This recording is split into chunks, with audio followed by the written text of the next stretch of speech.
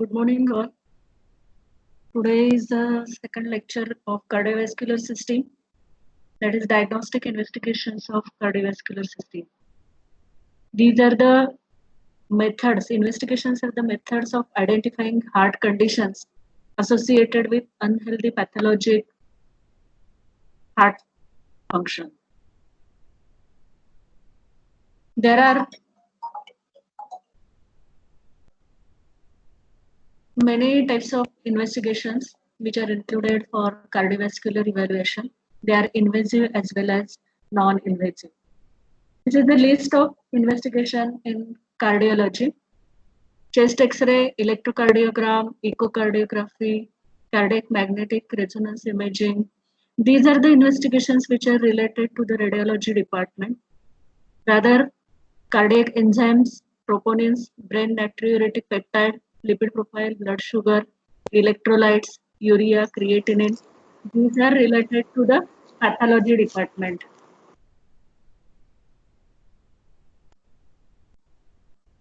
The objectives of investigations, why we should go for investigations in cardiology.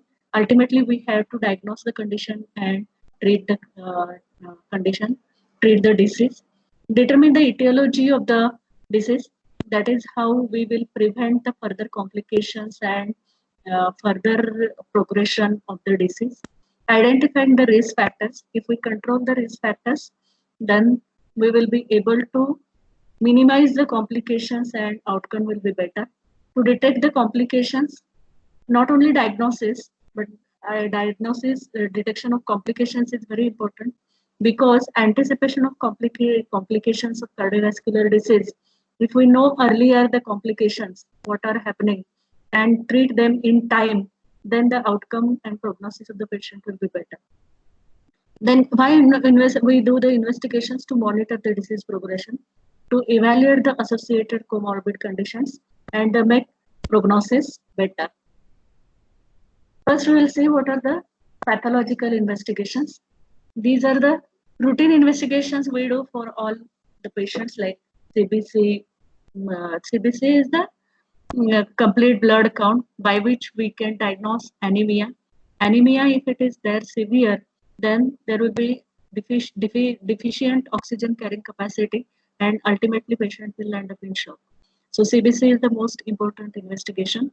But the specific investigations related to cardiovascular system are cardiac enzymes, troponins, which are the markers of myocardial injury. These markers are elevated in myocardial infarction as well as myocardial injury. These enzymes include the total creatinine phosphokinase, that is CPK, aspartate aminotransferase, that is AST or SGOT, lactate dehydrogenase. There are ideally 5 isoenzymes of lactate dehydrogenase, amongst which LDH1 is the specific isoenzyme for cardiovascular system. Troponins include troponin I and troponin T. Most important recent investigation which is helpful in diagnosis of heart failure is BNP. BNP means brain natriuretic peptide, and NT-proBNP means N-terminal fragment polypeptide of BNP. This both BNP and NT-proBNP are useful in the screening and diagnosis of heart failure. When they are raised, it indicates the heart failure which is related to the heart condition, that is cardiac condition, and it is not ARDS or respiratory failure. These enzymes, troponin T and troponin I, these are very specific markers for myocardial injury. Whenever they are increased along with the ECG changes, that is diagnostic of myocardial ischemia or myocardial infarction, patient has to be admitted in the ICU, and all the antiplatelet and anticoagulation treatment to be started in the patient. If the infarction is there, then thrombolysis is to be started. Other investigations are supportive and are useful in detecting risk factors, complications, and comorbidities. These are fasting lipid profile. Lipid profile, we do fasting, 12 to 14 hours of fasting patient is asked to keep, and then the blood sample is collected for detection of lipid profile. And this profile includes the estimation of total cholesterol, low density lipoprotein, high density lipoprotein, and triglycerides. Amongst which, rise in total cholesterol, rise in low density lipoprotein, rise in high density or fall in high density lipoprotein, and rise in triglycerides, this is considered as pathological. Remember that high density lipoprotein, when it is raised, it is good for the heart. It is a good cholesterol. Rest are the bad cholesterol. Blood sugar is done to exclude the presence of diabetes mellitus. It happens that diabetic patients are more prone for development of cardiovascular complications. But it also happens that patient first presents with cardiovascular complications, and at that time, patient is detected to have blood sugar. Many times it happens that patients are newly detected having diabetes mellitus whenever they are presenting with some other complications like myocardial infarction. And this blood sugar is to be done random blood sugar on admission, then fasting blood sugar, 2 hours postprandial blood sugar, and glycosylated hemoglobin is to be done for each and every patient. In ICU patients, whenever the patient is in heart failure or having myocardial infarction or some arrhythmias, then we do the blood sugar very frequently, that is 2 hourly, 4 hourly, or 8 hourly as per needed. If the patient is in ketoacidosis, then we do the blood sugar every 1 hourly or 2 hourly with glucometer. And it is to be treated with insulin infusion or insulin bolus injections. Electrolytes like sodium, potassium, chloride, calcium, and bicarbonate are done. These are to be done separately or they can be detected on blood gas analysis. Urea, creatinine, these are analyzed to exclude the effects of electrolytes as being responsible for cardiovascular dysfunction, especially the arrhythmias. These are done to detect whether or not renal disease is present in the patient.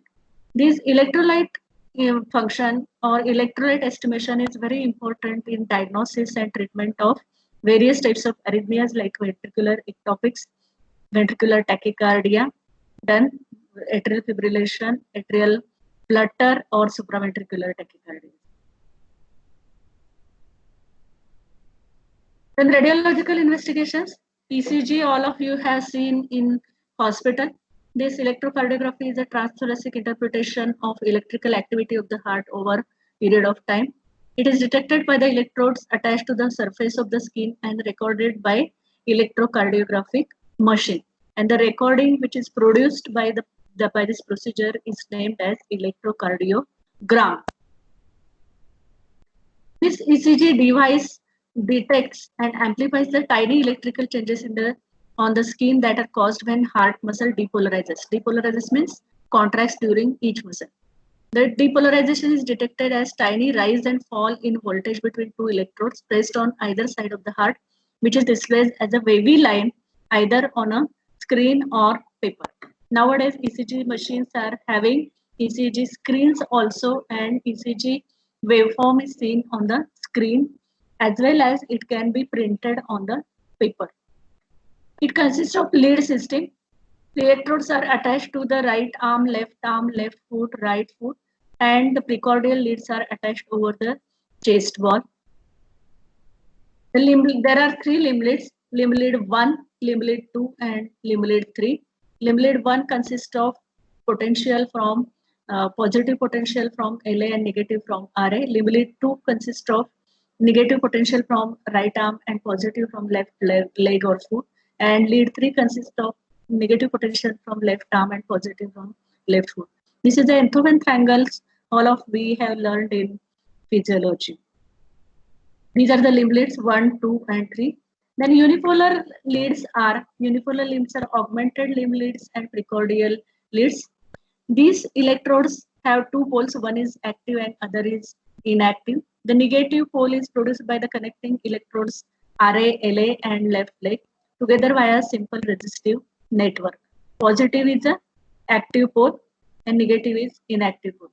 The augmented unipolar limb leads are AVR, AVL, and AVF. If the positive electrode is connected to the right arm, then it is AVR. If it is positive electrode is connected to the left arm, then it is AVL. And if the positive electrode is connected to the left foot, then it is AVF. So up till now we have seen 6 leads. Then there are 6 precordial leads. These are pressed directly on 6 points of the chest wall. V1 is fourth intercostal space near the right sternal margin. V2 is the fourth intercostal space in the left sternal margin. V4 is at the apex mid clavicular line. V3 is in between the V2 and V4. V5 is in the anterior axillary line and V6 in the mid axillary line. This is how the precordial leads are placed, and we record the 12 lead ECG, 3 limb leads, 3 augmented unipolar limb leads, and 6 chest leads. Procedure all of you might have seen in the hospital. I will not go in details. This ECG we detect at a point of time, at a given time when the patient is at rest at supine position. But there are methods of recording, continuous recording of ECGs with the help of Holter monitor, event monitor, and 12 lead electrocardiograph, which is seen on the monitor in the ICU. This instrument is called as a Holter monitor. Holter monitor, the leads are attached to the chest wall, and this device is attached to the pocket, and patient is asked to do his regular activities, and the ECG is being recorded. So this Holter monitoring we can record for 24 hours. Then these event monitors or loop monitors are there also there, which can record the ECG continuously for 7 days or 10 days also. So these are also the investigations in cardiovascular system. This Holter monitoring and event monitor or loop monitors are useful, especially when supine at rest ECG doesn't show any change or any abnormality, and we are suspecting some abnormality related to the arrhythmias of the heart. Especially when the patient is complaining of syncope or any event which is not explained, like giddiness, then syncope, then convulsions. Sometimes it happens that it may not be recorded on a single ECG, but it may be picked up on Holter monitoring or by loop recorders. When cardiac stresses, this is another type of electrocardiographic recording. In this procedure, what is happening, we attach the electrodes to the chest wall, and we record the ECG while the patient is running on the treadmill test. This treadmill test is a motorized test, a motorized treadmill, which is computerized, and every 3 minutes the slope and speed of the treadmill is increasing, so that workload given to the heart is increased every 3 minutes. Patient is asked to walk according to the speed of the treadmill for about 9 minutes or according to his capacity till his target heart rate is achieved or till the ECG shows some abnormality. So normally isoelectric line is there which runs from P wave to ST segment. But if there is ST segment depression or ST segment elevation during the walking on treadmill, which is shown on the monitor, then it is recorded as abnormal stress test. This is the isoelectric line. If it goes below the mean line, then it is depression. If it goes above, it is elevation. So ST segment depression on treadmill test is very much indicative of ischemia or infarction of the myocardium. At that time, treadmill is stopped and patient is sent for angiographic evaluation of that ischemic lesion. All of you know this ECG, this P wave, then Q wave, QRS complex, ST segment, and T wave. P and T wave are upright waves along with R wave, which is a longer R wave, taller R wave, and Q wave and S wave are the negative waves. So P wave is produced by atrial depolarization, QRS complex is produced by ventricular depolarization, and T wave is produced by ventricular repolarization. Then there are PR interval, QT interval, and ST segment. So why we record the ECG? The purpose of recording of ECG is to detect any damage to the heart, drug effects like digitalis or quinine or cordaron, that is amiodarone. Then the size and position of the heart chamber. Chamber enlargement can be detected on ECG like LA enlargement, RA enlargement, then LV hypertrophy, RV hypertrophy that can be detected by ECG. Heart rhythm is very well detected by ECG. So whether it is normal or abnormal, normal rhythm we can detect with if it is sinus. Abnormal rhythms like atrial fibrillation, atrial flutter, ventricular fibrillation, ventricular flutter, then ectopics, supraventricular ectopics, supraventricular arrhythmias. Various types of arrhythmias can be detected by ECG recording only. We cannot detect the arrhythmias only by auscultation or by BPG.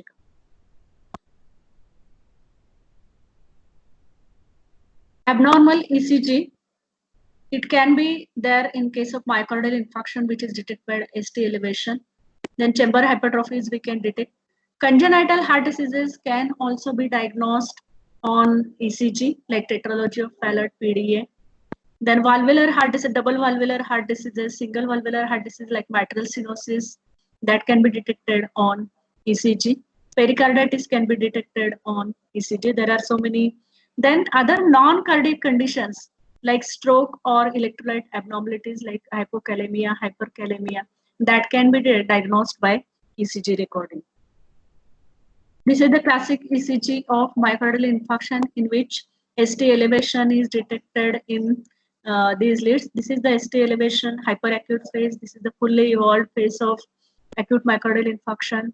This is the resolution phase of acute myocardial infarction. And this is the stabilized phase of acute myocardial infarction. Myocardial infarction is diagnosed on ECG as 1 millimeter of ST elevation above the baseline in limb leads, or 2 millimeters of ST elevation above the baseline in chest leads, or 0.08 or 80 milliseconds of J point elevation if it is there. These are the three criteria of diagnosis of acute myocardial infarction on ECG. So we have to see all the leads like 3 limb leads, augmented unipolar leads, and chest leads for diagnosis of acute myocardial infarction. On ECG, not only we can diagnose the condition of myocardial infarction, but depending upon which leads are involved, we can detect which wall of the heart is affected by myocardial infarction. Say for example, if 2-3 AVF leads are showing ST elevation like this, then we can diagnose that this is the inferior wall myocardial infarction. If one AVL, V5, V6 leads are showing ST elevation like this, we can detect the high lateral wall myocardial infarction. If chest leads like V1 to V6 are affected with ST elevation, then we can detect that trans-anterior wall myocardial infarction is there. So ECG is a very helpful tool in diagnosis of various types of arrhythmias, chamber hypertrophies, electrolyte abnormalities, and acute myocardial ischemia or myocardial infarction. So ECG is most important or unmatched investigation in cardiovascular system. Then echocardiography, it is a diagnostic investigation which uses ultrasound waves of frequency more than 20,000 hertz. It can produce two-dimensional as well as three-dimensional image slices of the heart muscle. It determines the structure of the heart. Like ECG, we saw that it detects various electrical abnormalities of the heart, that is of conduction system. But echocardiography detects the structural abnormality of the heart chambers, flow, and valves. So this is the direct visualization of the heart like ultrasonography. So we can detect the chambers like left atrium, left ventricle, right ventricle. We can detect the valves like mitral valve, tricuspid valve. We can detect the vessels like aorta and pulmonary artery. There are various views like parasternal long axis, parasternal short axis, apical four-chamber view in echocardiography. By all means, we can detect, by all views, we can collectively get the information about the structure of the heart. as well as we can detect the wall motion abnormality of the myocardium, which is abnormal in myocardial ischemia or myocardial infarction. There are two types of echocardiography. Not only two, there are various types like transthoracic echocardiography, in which probe is kept over the thoracic wall and image is produced on the screen. Other type, in transesophageal echocardiography, the endoscope is passed through the mouth into the esophagus and camera is attached to the end of the endoscope, and we can detect the structure of the heart from posterior aspect. So the lesions like atrial septal defect or thrombus in the left atrial appendage can be diagnosed and confirmed on transesophageal echocardiography, which may be missed by transthoracic echocardiography. And Doppler echocardiography is another method of evaluation by echocardiography, in which we can determine or measure the direction of the flow. It is a color Doppler. We can see the regurgitant type of lesion or stenotic type of lesion. We can measure the velocity of the blood flow, and by measuring the velocity, we can derive the gradient across the wall by the method of Doppler echocardiography. There are other types of echocardiography like stress echocardiography or dobutamine stress type of echocardiography, in which dobutamine is infused in the patient's veins and contractility of the heart is detected. So whatever abnormality which is not detected by simple plain echocardiography and color Doppler, that can be augmented by contrast echocardiography and stress echocardiography, and we can further detect the abnormalities.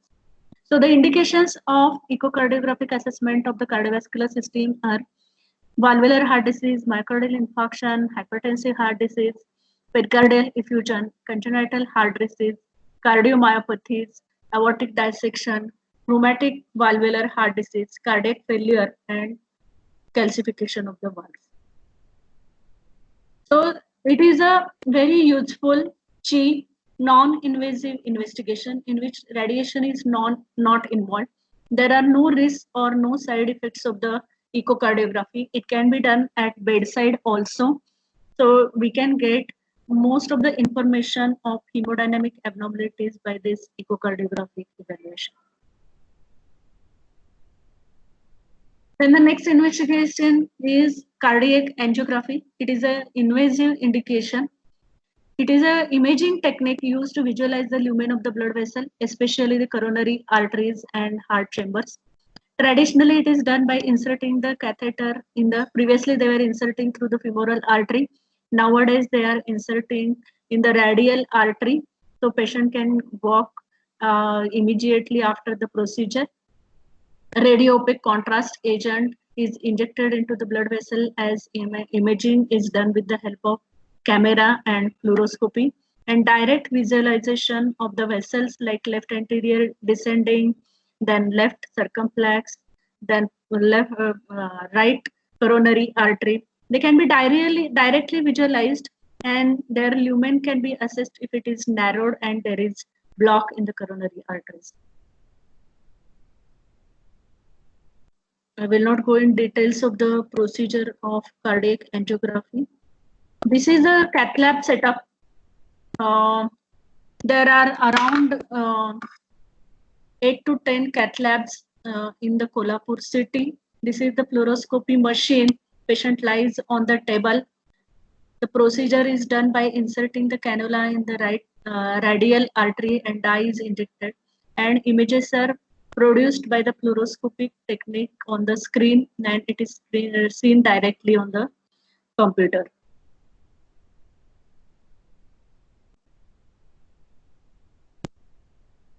This is how the images look on the computer. This is the instrument. Iodine dye, usually iodine contrast dye or nowadays non-iodine contrast dyes also have come. They are injected through the cannula. Several X-ray pictures are taken one after the other, which may either be still images displayed on the image intensifier or there may be motion images stored digitally on the computer. It takes around not 1 to 3 hours nowadays. It can be done within 15 to 20 minutes. Catheter is taken out of the when the procedure is complete, and patient is pressure is put on the needle site so that there will not be bleeding and aneurysm formation. This is the picture of diseased left anterior descending artery. There is around 95% narrowing. See the lumen of this artery, see the lumen of left main, and see the lumen of this left anterior descending artery, which is showing narrowing because of atherosclerotic cardiovascular disease. Definitely, it is indication for angioplasty. If the lesion was here in the left main, then usually they advise the coronary artery bypass graft surgery. There are, of course, because it is an invasive procedure, there are, of course, some complications like tear in the blood vessel, aneurysms, hemorrhages, stenosis. There may be abnormal position of the blood vessels, abnormal branching, change in the blood vessel of injured heart. So there some complications are involved in this procedure. Unlike the echocardiography, which was totally without any complications. Then nowadays, intravascular ultrasound of coronary arteries. This is the investigation which has become popular nowadays. Ultrasound transducer attached to the tip of catheter guided through the coronary artery. It does the estimation of size of the lumen of the coronary arteries, and the lesion is detected. It is in it is helpful in evaluation of coronary plaques, their structure, composition, which is not seen in angiography. In angiography, we can see the only narrowing of the lumen. We cannot detect the plaque. Here, the plaque and its nature can be detected by the ultrasonography. A wall of the blood vessel can be seen, and connective tissue surrounding vessel wall can be seen. Then next investigation in cardiovascular system is nuclear heart scan. It is a type of medical test where a safe radioactive material called tracer is injected through a vein into the bloodstream. The tracer travels to the heart and releases energy which special cameras outside the body detect to create pictures of different parts of the heart. These are the pictures of nuclear scan of the heart. And using computer software, the images are made to appear as if the heart is moving. So various segments of the heart can be seen what is the uptake of that tracer. If there is injury or dead myocardium is there, it cannot pick up the tracer and that myocardium will not move. So viability of the myocardium can be detected by nuclear heart scan. Thallium usually is used for myocardial scan. This thallium study can be done at rest, or it can be done during exercise tests. The radioactive tracer is injected into the bloodstream. ECG patches are attached to the body to check heart's electrical activity. Patient is asked to do the exercise not only on the treadmill, but bicycle. The supine bicycle exercise is advised, and nuclear heart scan can be done. Before the exercise or chemical stress stops, the tracer is again injected through the IV line. Patient then lies very still on padded table. Nuclear heart scan camera called gamma camera is enclosed in the metal housing which is put in several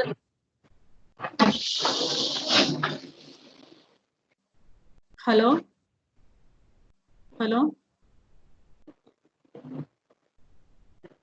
The computer collects the pictures of the heart nearby or in another room, that is control room.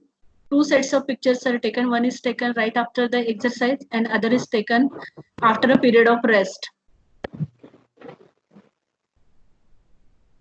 This is a picture of gamma camera. So after the injection of the tracer, patient is passed through the gamma camera and images are detected. There are two types of nuclear scans, single positron emission computed tomography, that is called as PET, or cardiac positron emission tomography, that is called as PET. Or that means PET scan or SPECT scan, that is very helpful in detecting. This is especially helpful when the patient has abnormal ECG like left bundle branch block, and there is dilemma in diagnosis of myocardial infarction, whether to go ahead with the angiography and angioplasty or not. These can be diagnosed with the help of nuclear scan. Sure. Start. Uses of this nuclear scanner, myocardial perfusion scanning, as I said, it is a test for myocardial viability testing, and pumping action of the heart to the body is detected by ventricular function scanning.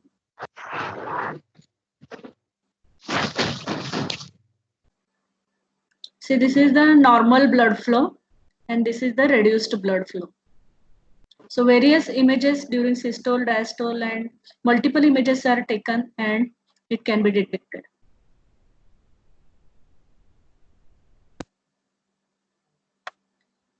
So this nuclear scan, SPET or SPECT, this also evaluates the coronary artery disease, heart valve disease, post-heart attack, poor pumping function, or heart failure, especially in cardiomyopathies. It is helpful to decide whether coronary angiography or cardiac catheterization will be helpful or not. It decides whether angioplasty or coronary artery bypass grafting will be needed, and it monitors the procedure or surgeries such as CABG or heart transplant. So the indications for which test may be performed are atrial septal defect, dilated, various types of cardiomyopathies, various. Then cardiac amyloidosis and heart failure. Chest X-ray is another non-invasive, simple, cheapest investigation, can be done anywhere at peripheries, and it can be detected with very small amount of radiation to produce the image of the heart. It not only gives the idea about the heart structure, but it also gives the idea about the lungs and chest bones on film. So it is a very helpful for thoracic imaging. Procedure of X-ray, I will not go in details. Usually what X-ray we take is a PA view or posterior anterior view of the chest X-ray. Patient stands with his chest against the container of the film. The X-ray beam from the machine comes from the posterior or back and moves through the chest to the anterior front. In some patients, if we consider the masses or lesion in the middle mediastinum or lower mediastinum, then we take the lateral views in which patient stands sideways in front of the film with arms raised up, and X-ray penetrates the chest from the sides. So either PA view or lateral view is helpful for detection of cardiovascular diseases in patients. It is a cheap, easily available, very small amount of radiation can be patient can be exposed to, and easily available. It is helpful to diagnose the heart conditions like cardiomegaly, aneurysm, and coarctation of aorta. Heart failure, we can detect the pulmonary edema on chest X-ray. Pericardial effusion with tamponade, we can detect the ASD, VSD, PDA. We can evaluate the placement of devices like pacemakers, defibrillators, or catheters, chest tubes during hospitalization. We can detect whether the patient has undergone open heart surgery depending upon the presence of suture in the midline. So various conditions can be detected on X-ray. This is one of the X-ray of cardiomegaly. This is one of the X-ray of heart failure in which bad swing appearance of the pulmonary edema is seen, heart is enlarged, and this is the normal chest X-ray. The criteria for cardiomegaly is that we measure the cardiothoracic ratio, maximum transverse diameter, internal transverse diameter is taken, and maximum internal diameter of the thoracic cage, and maximum transverse cardiac diameter is taken, and the ratio of cardiac diameter to thoracic diameter is taken. If the ratio is more than 50%, then we diagnose that there is cardiomegaly on chest X-ray. And before diagnosing this cardiomegaly, we have to confirm that whether the film is inspiratory or expiratory. We detect the cardiomegaly in expiratory film, not in the inspiratory film, not in the expiratory. And sphygmomanometer, this is the device with which we measure the blood pressure. But I have included this as an investigation of cardiovascular system, not as a sphygmomanometer, but we detect the non-invasive type of blood pressure continuously. We can record in ICU with the help of multipara monitors. So that is another useful tool for cardiac condition evaluation. I will not go in details of blood pressure measurement. Then cardiac CT scan, that is computerized tomography. It is a medical imaging method employing tomography created by computer processing. It refers to imaging by sections or sectioning through use any kind of penetrating wave. Three-dimensional image of the inside of the heart is generated from a large series of two-dimensional X-ray picture taken around a single axis of rotation.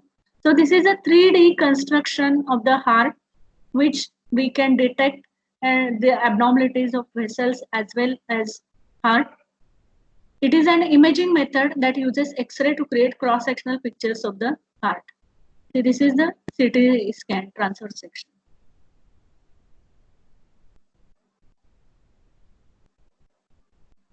In this procedure, CT scan, computer creates separate images of the body area called as slices. So these are the sagittal sections, then horizontal sections, the transverse sections.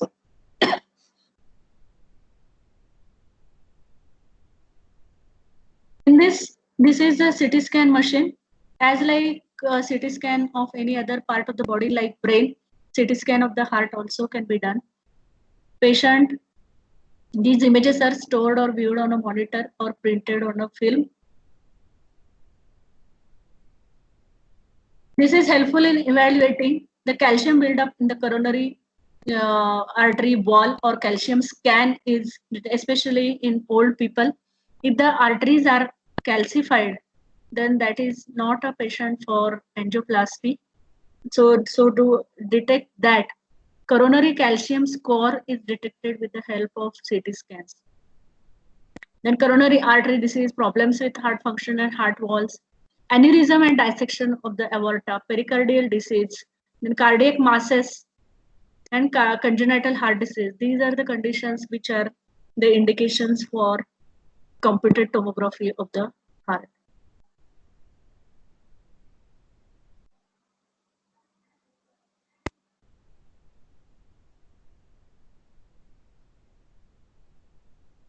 Other indications for computed tomography are post-bypass surgery. We will assess the status of the bypass graft. Post-stenting, we will assess the stent lumen. Tumors and cardiac neoplasms also can be detected. These are the aortic aneurysms which can be detected by. Another investigation is cardiac magnetic resonance imaging. Like MRI, we know that we do of brain, then we do of soft tissues, we do of the knees. But nowadays, MRI of the brain, that is cardiac MR, CMR, is a very popular investigation. It is a technology that uses powerful magnets and radio waves to create the pictures of the body in various slices. One exam produces dozens or sometimes hundreds of images, which can be combined to produce 3D images.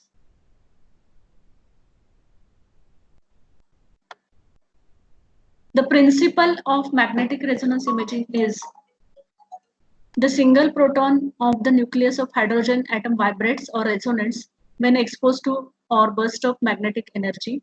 When many hydrogen nuclei resonate in response to changes in magnetic field, they emit radio frequency energy. The MRI machine detects this emitted energy and converts it into image. Hydrogen nuclei are used because hydrogen atoms are present in water molecules and therefore are present in every tissue in the body. Subtle differences in hydrogen atoms between various parts of tissue emit different amounts of energy. This is the principle of magnetic resonance imaging. And this energy differences show different shades of gray on the MRI, which is helpful in detecting areas of cardiac tissue that are poor blood. So that is the principle of MRI. This is the radio frequency picks up the signals and transmits to the computer. These are the motion images we can pick up. This is the MRI machine.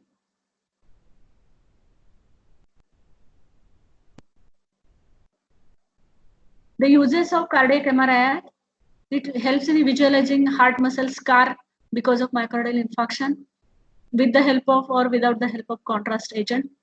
It can detect the cardiac function by using CNA imaging. Perfusion defects can be detected. Congenital heart defects can be imaged. Imaging can be done. Aortic dissection, cardiomyopathies, especially the non-compaction type of LV cardiomyopathies, left ventricular cardiomyopathies. In these conditions, cardiac MRI is helpful because trabeculation of the myocardium can be detected only by MRI, not the CT, not the echo, not the X-ray, but echocardiography can detect the trabeculation of the myocardium, and MRI can confirm, especially in non-compaction type of LV cardiomyopathies. Then thrombus, pericarditis, stenosis of the Hall, all these conditions can be detected, confirmed on cardiac MRI. We can assess the function of the heart, volume of the blood flow and ejection fraction, then heart failure, we can distinguish between stable and vulnerable plaque. So there are various uses of cardiac MRI. It is a safe and non-invasive test. It uses the radio waves without ionizing radiation or X-rays. Unlike CT, does not carry any risk of causing cancer. The images generated remarkably are complete and detailed and precise. It has the potential of replacing other cardiac tests like echocardiogram, thallium scan, and diagnostic catheterization.